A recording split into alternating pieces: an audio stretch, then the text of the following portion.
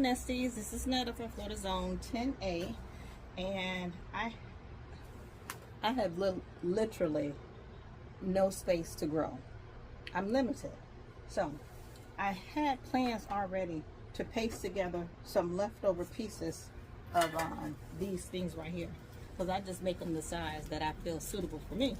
And luckily I had enough left over that I can put together. Don't ask me the size, I don't know, to put together to make me a sweet potato bed. So this looks about, I don't know, 2.5 by 2,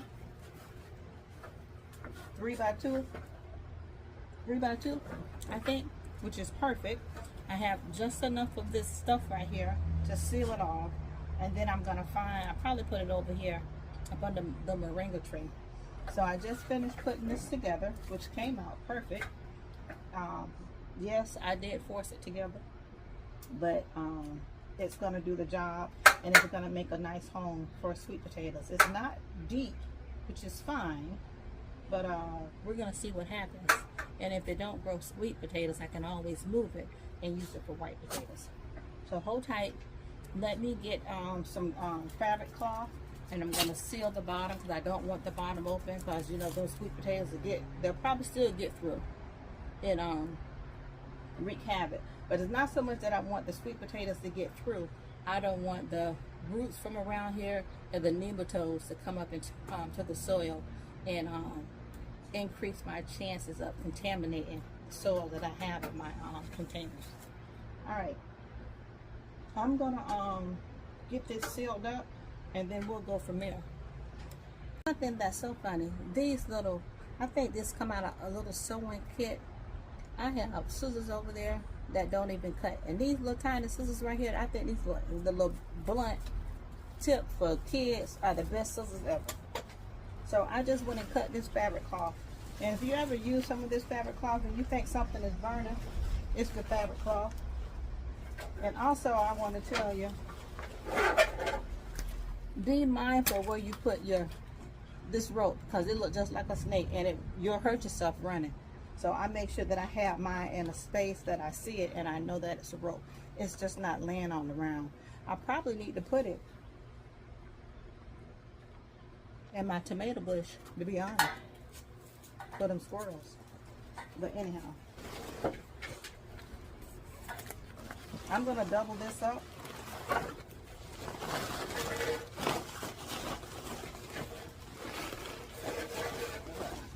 This, okay, I did just enough. That's not leveled up enough.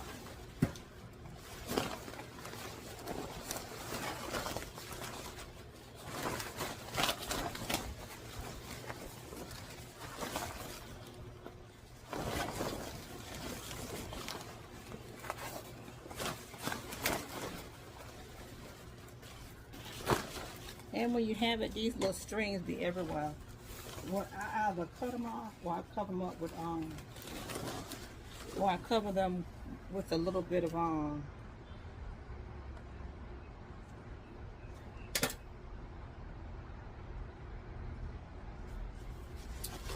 wood chips.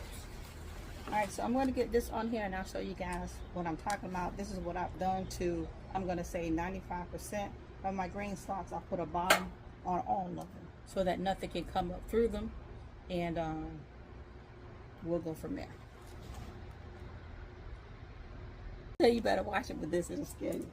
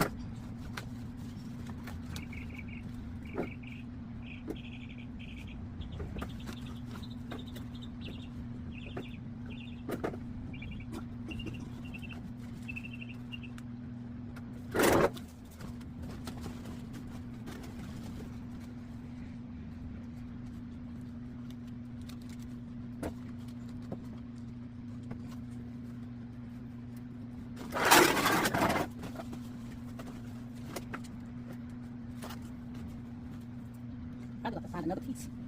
Should have got some right here somewhere.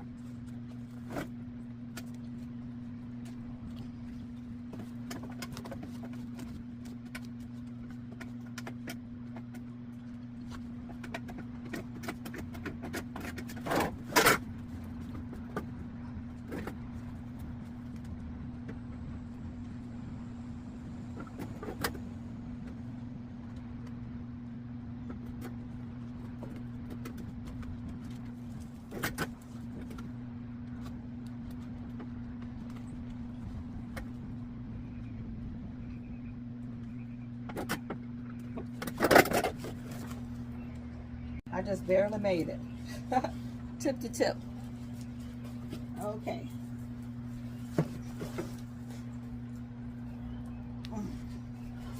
So, see, it's all nice and sealed in. Oh, I'm gonna have to come in. Well, here. So, I'll probably lift this part up right here. We'll go back in there, but you see, I give it a bottom. It's like a pool.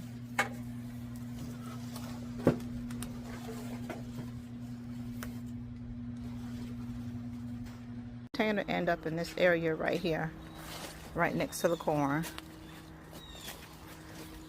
I end up moving, I tuck my chair in right here. So I've already filled it up with topsoil. It was 7 bags of topsoil, 2 bags of cow manure, and perlite, crab meal, a variety of a combination of fertilizers, and some azomite for all the elements. So this is it. I'm gonna get it all mixed up. I might make this the home on my sweet potatoes, or I might amend this one because it's a little bit deeper but smaller. I might make that. I wish this one was available. I'll make that one my sweet potatoes. But I still have a tomato in here and that refuses to give up. And my collard green. So I might put it in there anyways. We'll see. We'll see once I get everybody, get the soil topped off. And see, I peeled all the carrots up from here. I got the majority up from here. I do have something growing right here. I think those are squash. But I'm just going to move those. And we'll go from there. All right, guys. It's springtime, spring cleaning time.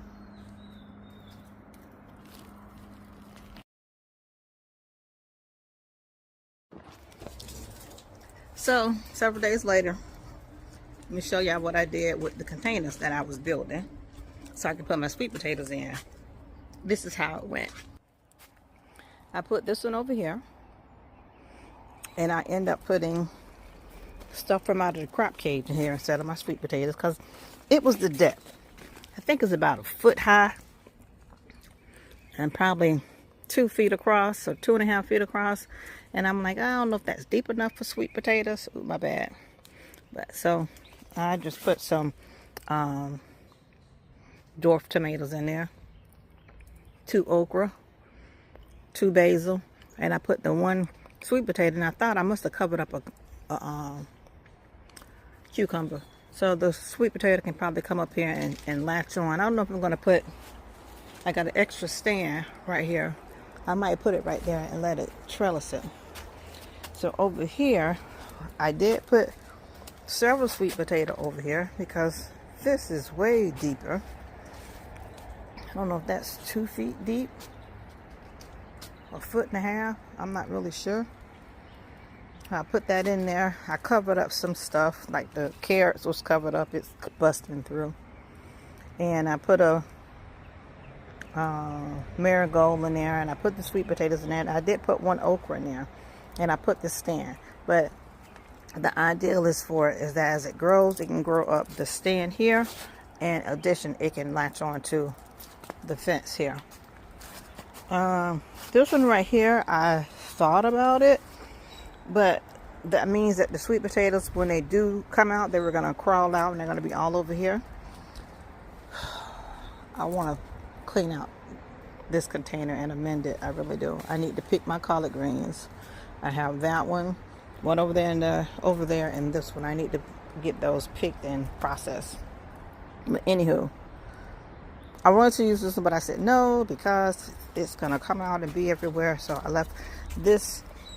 I amended this one, and then didn't I amend it?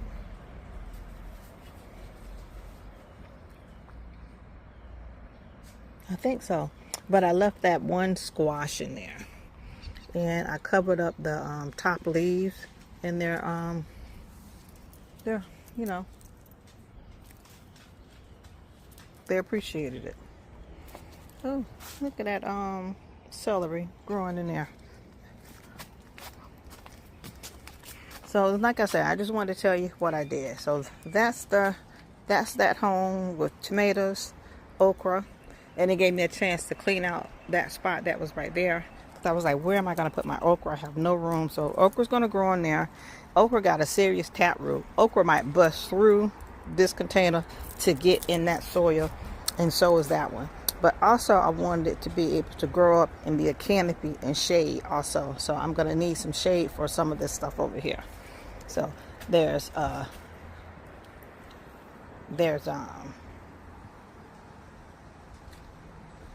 hear you, Mr. Frog. I don't know where you are, but I sure hear you. Okay, anyhow, but you sure better stay out of sight, out of mind in the daytime. And that was, hey, not acceptable. You got your lunch off the table? Do you want it? All right, y'all have a good one today.